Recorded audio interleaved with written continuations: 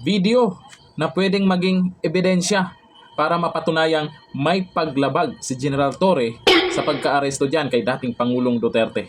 Ito, panoorin natin yung video na kung saan ay mayroong mga, kung baga sabi nila ay napakatalino daw ni Tatay Digong dito sa ginawa niya para ma-checkmate itong si General Torre. Ito, panoorin po natin at yung paliwanag po ng expert po dyan pagdating sa batas. Ito yung video. So I came across this video surfacing in the social media and also in the internet about the almost heated argument of former President Rodrigo Duterte and Police Major General Nicolas Torre. Watch this. Ang anak mo pupunta dito.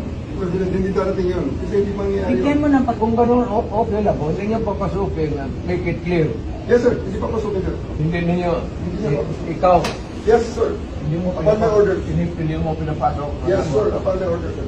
Ang sabi ko, ang abogado ko, ang anak ko na babae, Based on the conversation between Duterte and Torre, I have several key points to mention. Duterte explicitly stated that he wanted to see his child and he was referring to Vice President Sara Duterte. He also implied that Sara Duterte is his personal counsel. And Torre responded with a quip, "Di namin papasukin," upon orders. Then Duterte sought clarification and he said, "Let's make this clear. Di niyo siya papapasukin?" And then Torre responded and said, "Yes, sir. Di namin papapasukin."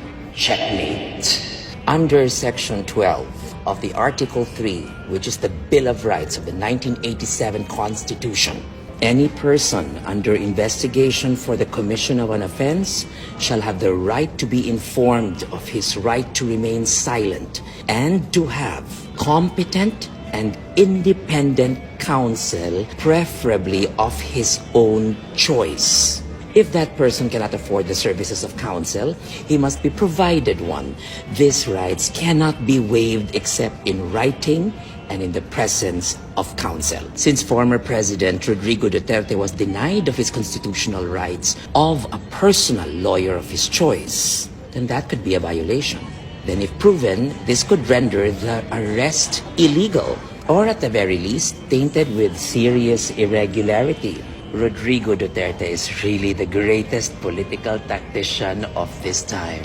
Another day, another Regal POV. Napansin ko rin yan yung video na yan na kung saan ay inulit pa ni Tatay Digong, kumbaga kinirarify ni Tatay Digong yung sinabi na hindi papasukin yung si VP Sara, yun yung abogado, magiging abogado niya, ay hindi natin alam, dyan na pala nilalambat si Torre para isa din po yan na magpapatunay na illegal yung pagka-aresto nila kay dating Pangulong Duterte.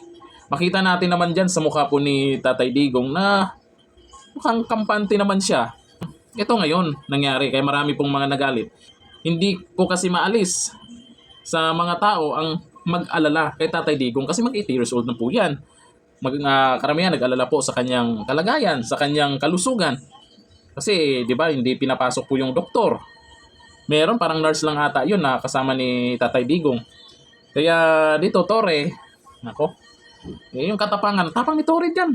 Tapang yun. Sana all. Pero siguraduhin nyo kasi na hindi kayo mananagot dito sa ginawa nyo. Kasi sa panahon po ngayon, kahit sabihin natin ayaw ilabas ng ibang media po yung mga video na yan, meron na po kasi tayong social media. Iba na po noon sa ngayon. Kaya ngayon nangyayari, yung mga diskarte nila, nababasa na kaagad ng mga expert, lalo na sa may mga alam sa batas, na ito yung nangyari, may mga paglabag, at marami nang nagsasalita tungkol dyan. May mga senador pa na nagsalita tungkol dyan, na magaling din ng mga abogado.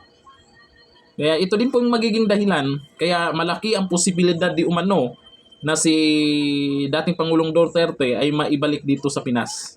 Malaki ang posibilidad na itong sila General Torre ay baka managot ito sa huli. Abangan po natin kung ano po yung magiging resulta po dyan sa mga inihain po nila sa korte na may mga paglabag daw. Dito pa lang sa video na ito, naipaliwanag naman ng gusto na itong si General Torre ay dito natin makikita na mayroong paglabag sa batas. At least nakikinig tayo sa mga paliwanag ng mga may mga nakakaalam. Kaya maraming mga nag-react dyan. Maraming mga nagalit. Torre. Ano kayang anong susunod na plano? Torre. Ako nagtatanong lang. Hindi ko